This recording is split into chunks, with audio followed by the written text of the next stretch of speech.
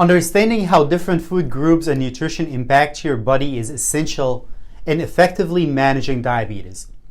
Carbs with a direct effect on blood glucose level require careful attention. Making informed choices about the types of the carbs, the fats, and the protein that you consume can significantly impact your overall health and well-being. In today's session, we will explore the importance of healthy eating and highlights key factors in maintaining a balanced diet for people living with diabetes.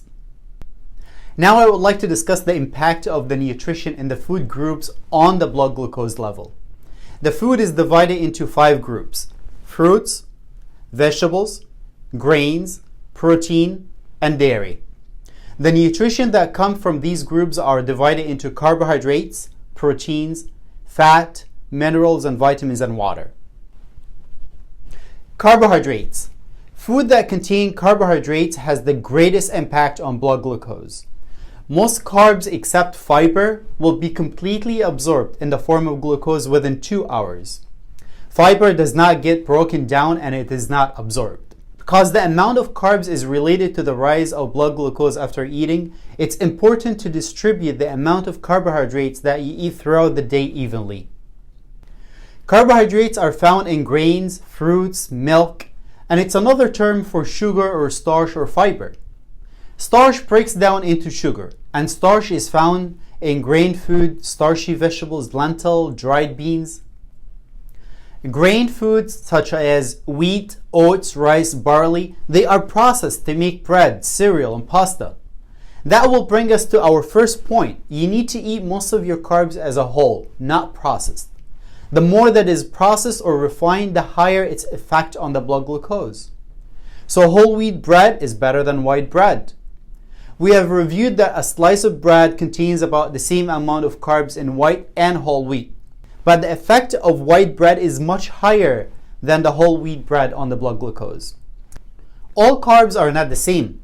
Just like fat, there is a good carb and bad carb. To understand this, we will need to touch slightly on the glycemic index, GI. The glycemic index is like a ranking system for carbohydrates food that shows how much they raise blood sugar. The higher the glycemic index, the more food increases blood sugar. Foods with a low glycemic index are generally better for you and include things like fruits, vegetables, whole grain, while food with a high glycemic index are less healthy and can include things like white bread and processed carbs.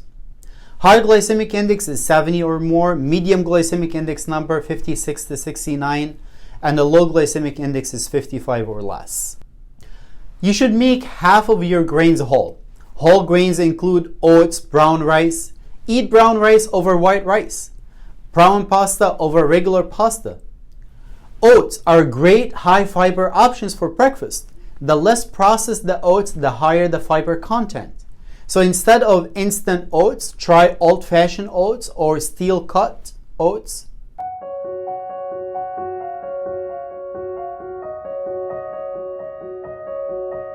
Starchy vegetables, corn, potatoes, beans, peas.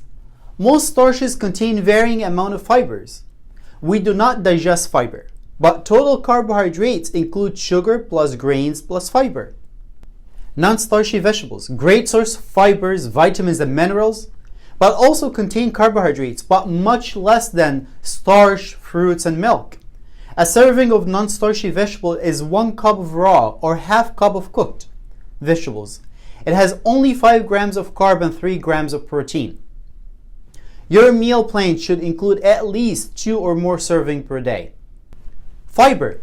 Why fiber is very important? Fiber is a substance in food that helps your digestion by adding a bulk, which can help you have more regular bowel movement and avoid constipation. Fiber also makes you feel full and satisfied after eating, which can help prevent you from overeating or snacking too much. Food that are high in fibers are often packed with important vitamins and minerals that your body needs to stay healthy. Eating fiber can also help lower your cholesterol level, which is good for your heart health. One study showed that a high fiber diet can lower blood glucose by as much as 10%. The fiber amount used in that study though was about 50 grams per day, which may not be attainable as that can cause a lot of gas, but the recommendation for fiber is about 14 grams per 1,000 calories eaten, which come to about 38 grams of fiber for men and about 25 grams of fiber for women. So what are the food that are rich in fibers? Fruits, beans, vegetables, whole grain bread, whole grain pasta, brown rice. Fruits. Let's talk about fruits as a source of carb. Each serving of fruit still gives us 15 grams of carbs, but most fruit have a low glycemic index with a more favored effect on blood sugar. We must pay attention that fruit juice though is absorbed faster than a whole fruit and can raise blood glucose more quickly. We also know that dried fruits have more condensed carbs because water was removed. A choice of dried fruit is 2 tablespoons. As much as you can, opt for a whole fruit, but also pay attention to the size of fruit. One choice of carb from fruit is in a small apple, not the big apple, or in one extra small banana, not in that large banana that we always eat. Berries, like strawberries, blueberries, and raspberry, can be a great fruit option. They have a low glycemic index and contain a lot of fiber, which can help control blood sugar level. Also, they are packed with vitamins and minerals and antioxidants. No wonder they can improve insulin sensitivity in people with prediabetes and diabetes. Berry can be a sweet treat without causing a sharp spike in blood sugar. Milk. Each serving of milk contains about 12 grams of carb. Each cup of milk has 8 grams of protein and 12 grams of carb and a varying amount of fat. Fat-free or reduced fat are preferred. 1 cup of milk is equivalent to about 2/3 cup of yogurt or 6 ounces of yogurt. So the same rules apply. Avoid regular yogurt and opt for low-fat yogurt or Greek yogurt, which is usually high in protein and less in carbs. Sweets. Desserts are not off limits, but watch the portion closely. Serving size is about 15 grams of sugar, which is equivalent to about 2-inch square cakes, or 3 pieces of hard candy, or 1/3 of a cup of Jell-O. Also, you can skip one carbohydrate choice in the meal if you want to have a bite of that dessert.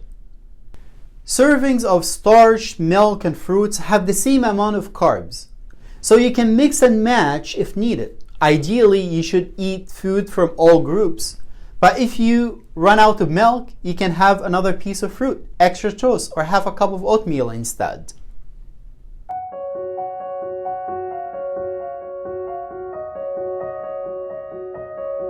Protein. The body uses protein to build and repair muscles and skin. It breaks down into amino acids. The recommended daily intake of protein is about 0.8 grams per kilogram or about 0.36 gram per pound. So if you weigh 180 pounds, you need 64 grams of protein per day. Meat has 7 grams of protein per ounce of cooked meat. Milk has 1 gram per ounce of milk. Cheese, eggs, and peanut butter can be a substitute for meat. Protein does not affect blood glucose, but it can increase insulin response. Therefore, you should not use protein to treat hypoglycemia. As we mentioned, the protein serving size is 1 ounce. 1 ounce has 7 grams of protein. That is in 1 ounce of beef, 1 ounce of cheese, 1 slice, cottage cheese, 1/4 of a cup, egg, 1 egg, egg whites, 2 egg whites, peanut butter, 1 tablespoon, fish, 1 ounce of fish, or 1/3 of a tuna can. Chickpeas or fava beans are great meat substitute as well. Focus on the protein that comes from lean-cut poultry and fatty fish. Lower your intake of the red meat and definitely avoid processed meat such as sausage, hot dogs, and deli meat. In the Mediterranean-style diet, red meat is limited to only 2 times per month. Fats. You should eat fat, but in moderation.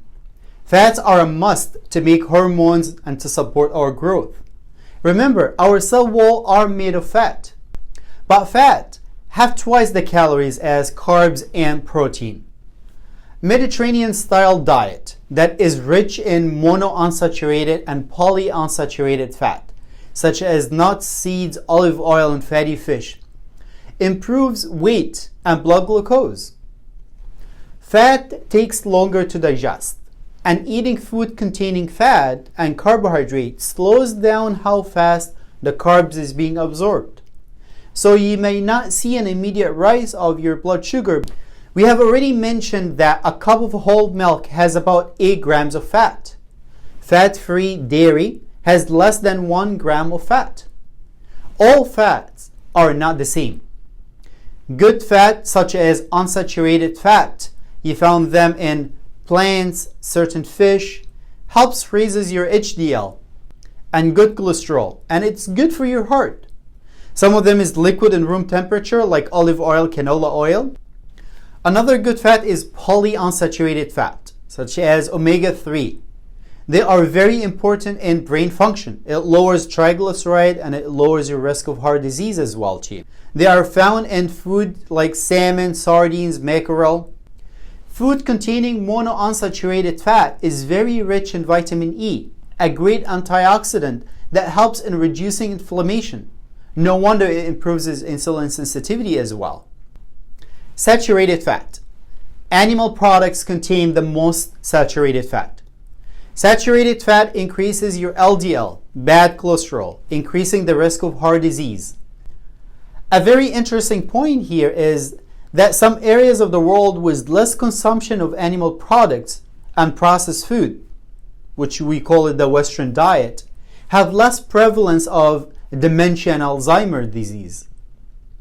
When researchers looked at Japan, a country with some of the lowest dementia rate, they found the rate of dementia increased from 1% in 1985 to 8% in 2008. And the reason behind that was found to be the adoption of more Western diet. But we also know that Japan has a diabetes prevalence rate of 6.6%, much lower than the US rate of 11%. We see areas where they consume more monounsaturated and polyunsaturated fats, such as olive oil and fish, have lower dementia, Alzheimer's, and diabetes. Trans fat. Products with high trans fat are bad for you. Trans fat are a result of the hydrogenation process to increase the shelf life of some products. It raises LDL, and its intake should be minimized or avoided altogether. Choose your fat carefully. Choose unsaturated fat over saturated fat. Tips for cutting fat and cholesterol. Remove fat from meat. Cut off any visible fat from meat before cooking. Take off poultry skin. Remove the skin from poultry before cooking it. Use healthier cooking method. Cook meat and poultry or fish by grilling, roasting, baking, or broiling instead of frying. Let fat drain off. Use a cooking rack to let the fat drip off the meat. Use a non-stick pans. Cook with the non-stick pans and cooking spray instead of oil or butter. Choose healthier egg options when making scrambled eggs. Use only 1 egg yolk and maybe add more egg whites or egg substitute for a larger serving. Choose low-fat dressings and cheeses. Pick dressings, creams, and cheeses labeled as fat-free or low-fat. Go for a low-fat dairy. Choose low-fat or fat-free milk and yogurt, whether regular or Greek yogurt. Use healthier spreads. Use mustard or avocado spread instead of mayonnaise. Try lighter salad dressing. Use lemon juice or flavored vinegar instead of heavy dressings on salad. Season your vegetables healthier. Use herbs and spices to add flavor to the vegetables instead of butter or sauce. Control gravy and dressings amount. Dip your fork in a gravy or dressing instead of pouring it over your food to control the portion. Living with diabetes demands a careful approach to meal planning. We highlighted the importance of understanding the impact of carbohydrates, fats, and protein on blood glucose level and overall health. It's important to favor nutrition-dense whole food and moderating portion size. Also paying attention to the significance of fiber, vitamins, and minerals. With a mindful and informed approach to food, you can live a happy life while effectively managing your diabetes.